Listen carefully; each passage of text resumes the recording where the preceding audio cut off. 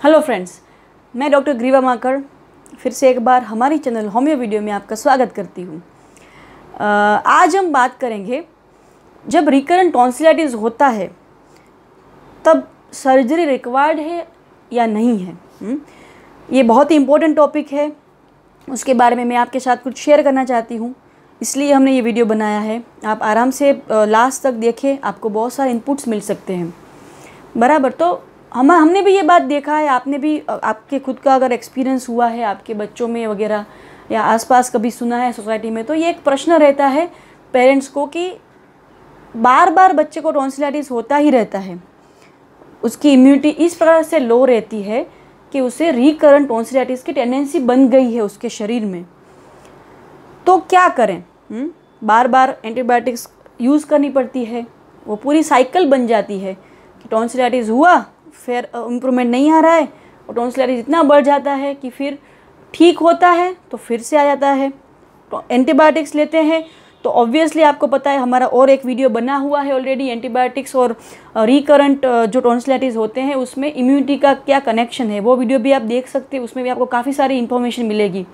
तो ये एक प्रश्न रहता है पेरेंट्स के मन में कि हम भी क्या करें, बार बार एंटीबायोटिक्स यूज़ करना पड़ता है। थोड़े बहुत पेशेंट को अंडरस्टैंडिंग रहती है कि भाई एंटीबायोटिक का ओवर यूज़ जो हो रहा है वो ज़रूरी नहीं है, वो अच्छा भी नहीं है, it can be harmful to your immune system as well.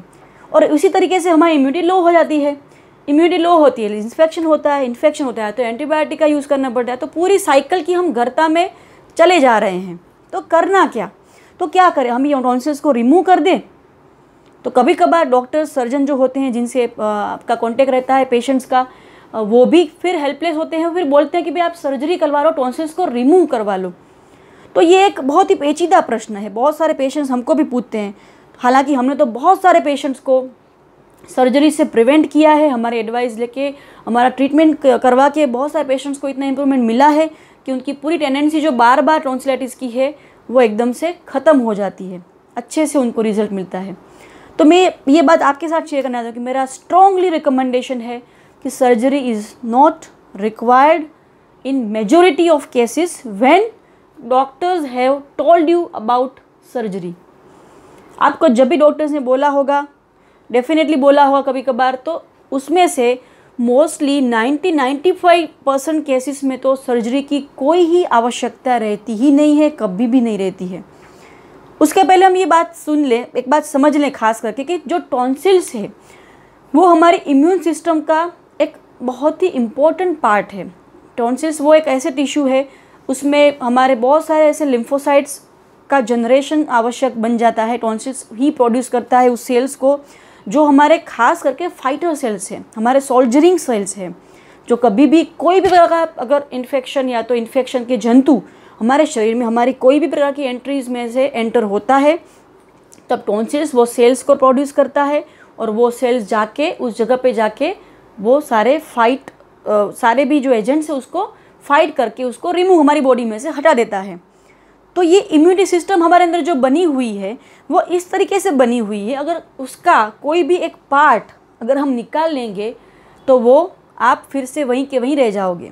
Means आपको फिर से पूरा जो एक साइकिल है, विशियस साइकिल है कि चलो आपको फिर से एंटीबायोटिक लेनी पड़ेगी आपको। अगर और दूसरी बात है कि एक पार्ट को रिमूव करना वो कोई अंत नहीं है, वो तो कोई और डिजीज़ की शुरुआत है। You are definitely going to learn into some another problem of health in your body for different organs, if not tonsils then different organs. अगर टॉन्सिल्स रिमूव कर दिए, आपका काम तब का तो हो गया, बट बाकी का क्या? मीन्स फ्यूचर का क्या? टॉन्सिल्स रिमूव हो गए, वो रिमूव हो गए, बट भविष्य में, फ्यूचर में आपको इम्यून सिस्टम संबंधित कोई भी बीमारी अच्छे से आ सकती है। ये बात मैं डरा नहीं रही हूँ, नहीं तो मैं एंटीबायोटिक के यूज़ के अगेंस्ट में हूँ। जब जिसका काम होता है वो होता है, इसलिए मैं बोल रही हूँ ऑलमोस्ट 95% केसेस में सर्जरी की आवश्यकता नहीं है। इसलिए you should opt for natural ways और थेरेपीज फॉर योर ट्रीटमेंट, जहाँ पे आपकी इम्यून सिस्टम का कॉस्टिंग नहीं जा रहा है। ऐसी सिस्टम या तो ऐसी थेरेपीज यूज़ करो जहाँ पे वो अल्टीमेटली आपकी इम्यूनी सिस्टम जो है, इम्यूनिटी की जो सिस्टम बनी हुई है उसको वो स्ट्रेंथन कर रहा है, उसको कहीं पे हार्म नहीं कर रहा है। तो आप सर्जरी करोगे तो वही होगा, सर्जरी से टॉन्सिल्स रिमूव हो जाएंगे, बाद में कोई और बीमारी, क्योंकि डिजीज़ है ना वो एक पैटर्न है, वो एक आउटकम कभी नहीं है। जब भी डिजीज़ होता है वो कोई एक पैटर्न में डिस्टर्बेंस होने के कारण होता है। अगर उसको हमने टॉन्सिल्स को हमने रिमूव कर लिया, तब की बार डिजीज़ को हमने काट लिया, तो और की बार दूसरा कुछ आ गया, दूसरा कुछ स्ट्रॉन्ग आ जाएगा आपका शरीर में, आपके शरीर में, तो आप क्या करोगे, राइट। तो this is not the solution, surgery is not at all the solution for recurrent tonsillitis. इसके बेहतर है आप ये करो कि आप टेंडेंसी जो है आपके अंदर टॉन्सिलाइटिस की जो तासीर हो गई है बार बार होने की, उसको कर्टेल करो। नेचुरल एंड हार्मलेस जो थेरेपीज़ है जैसे होम्योपैथी, उसका इस तरीके से यूज़ करो, उसका विवेक बुद्धिपूर्वक यूज़ करो, ताकि वो टेंडेंसी कर्टेल हो जाए, आपकी इम्यूनिटी को कोई हार्म ना मिले बल्कि वो ज़्यादा स्ट्रेंथन हुए, राइट। तो ऐसे ऑप्शंस आप कर सकते हो। उसके अलावा ऑब्वियसली गर्म पानी पीते रहना है, हल्दी और मीठे के जो गार्गल्स करते रहने हैं, आप उकाला बना के भी घर में ले सकते हो जब भी इन्फेक्शन होता है। आप ऐसे एजेंट्स, आप ऐसे नेचुरल रेमेडियल एजेंट्स को यूज़ करो, होम रेमेडीज़ को यूज़ करो, हर्बल थेरेपीज़ को यूज़ करो कि आपकी इम्यूनिटी स्ट्रेंथन हो, राइट।